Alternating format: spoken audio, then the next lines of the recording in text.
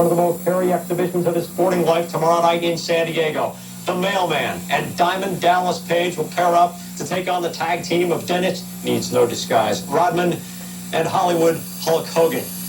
Charlie Steiner has seen many a great moment in the ring. He was among the nation's most respected figures. He, like others before him, made his name in another walk of life. But like so many celebrated sports figures, he, at one time, dipped into professional wrestling. His charisma made him a star during his brief stint in wrestling. He started in the Midwest, where he made his first claim to fame. He developed a catchy nickname, and it stuck with him throughout life.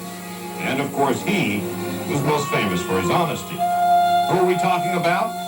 Why, that noted professional wrestler, Honest Abe Lincoln. Abraham Lincoln worked in his native territory of Springfield, Illinois, around 1840, and yes, the finishes were predetermined back then, meaning that even Honest Abe played the con man's game.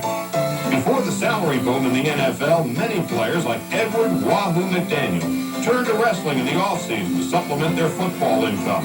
In 1939, Bronco Nagurski took what was then wrestling's most prestigious title, the NWA belt, from the great Lou Thesz. Nagurski held the title twice in his 23-year wrestling career. 49er lineman Leo Nomalini, at the time the biggest name to enter wrestling, was one of the West Coast's most successful drawing cards. In the late 70s, Florida State's Ron Simmons, Dr. Death Steve Williams of Oklahoma, and Missouri's Jeff Gaylord were star players, all made the transition to wrestling full-time. But wrestlers come from all walks of life, like Randy Papa, once an aspiring catcher, later known as the Macho Man, Randy Savage. Mr. Wonderful Paul Orndorff was not only an accomplished running back at the University of Tampa, but he was also a prolific amateur bowler. In 1977, Magic Johnson was the #1 basketball recruit in the state of Michigan. The #2 recruit was Kevin Nash, who played for 3 years at Tennessee. And, of course, there's Lawrence Taylor, who won a handful of tough man competitions before becoming an actor. Me doing what I want to do, to enjoy myself on April 2nd and put my physical talents against somebody else's physical talents.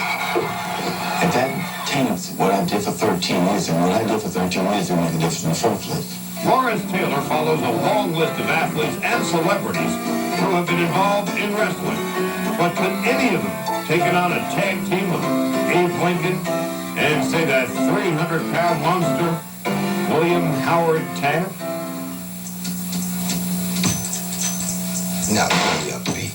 Godzilla, he ain't gonna embarrass himself. Like Mailman said last week, he's gonna be a Godzilla killer. John Stockton has made a career out of assisting Malone, and now Malone gets one of the biggest assists in professional wrestling history. Well, he may have seen the game someplace else before. A series of elbows. This one really has captured the attention and, I think, the fascination of the entire country. While Hogan certainly is the more beefy of the two, Rodman has the ability to infuriate anyone and may be able to make up for that 36-pound difference in weight. Rodman also could threaten Malone's new head of hair with perhaps a splash of peroxide, a topical foreign substance hidden in the tights.